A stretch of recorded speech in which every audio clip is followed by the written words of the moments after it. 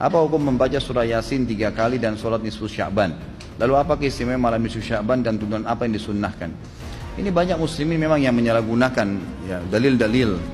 Jadi mereka tidak memilah mana dalil yang sahih dan mana dalil yang lemah, apalagi hadis-hadis yang palsu. Hadis yang menjelaskan tentang masalah adanya sholat di nisfu Sya'ban, sholat secara khusus namanya sholat nisfu Sya'ban itu tidak ada. Hadis yang palsu, maudhu' itu. Yang ada memang adalah fadilah mengerjakan sholat malam di nisfu Sya'ban, sholat tahajudnya. Sholat tahajud seperti biasa, tapi khusus malam nisfu Sya'ban punya fadilah.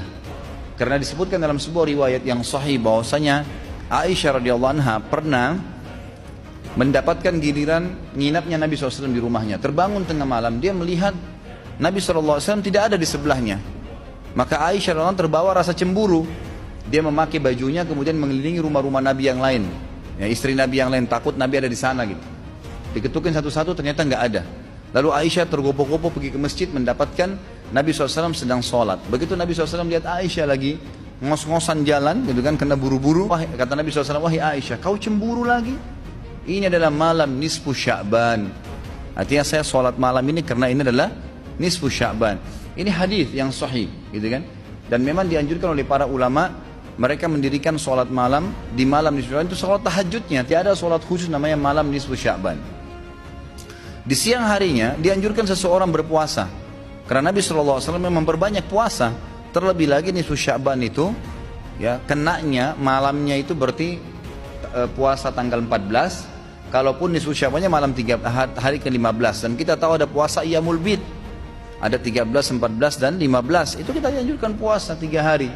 Kan gitu. Tapi tidak diniatkan khusus puasa nisfu Sya'ban, khusus puasa itu. Karena memang secara umum Nabi SAW puasa sebulan penuh di bulan Sya'ban. Kalau masalah membaca surah Yasin, ini tidak asing lagi kalau di Indonesia. Semua selalu surah Yasin. Pindah rumah Yasin, orang mati Yasin, semua Yasin. Ditanya dalilnya, nggak ada dalil, gitu kan? Hanya karena surah Yasin dikatakan jantungnya Quran. Itu pun hadis yang lemah, karena dalam sanadnya ada orang yang pendusta, gitu kan? Tapi ini diamalkan. Kalau kita mau mengaku pengikut Nabi Muhammad SAW yang murni, maka tidak mengamalkan apa yang tidak dicontohkan oleh Nabi SAW. Apalagi membawa air, kemudian secara khusus dibacakan atau dihidupkan dengan surah Yasin, belum pernah ada contoh. Belum pernah ada contoh. Allahu a'lam. Saya tidak menyalahkan ya. Yang mau kerjakan itu silahkan, itu hak dia.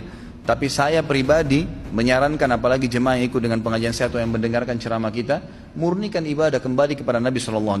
Nabi SAW tidak menghembuskan nafas terakhir kecuali sudah mengajarkan semua yang kita butuhkan. Jadi tidak perlu ditambah. Kalau kita tambah seperti kita sedang mengatakan, maaf Rasulullah,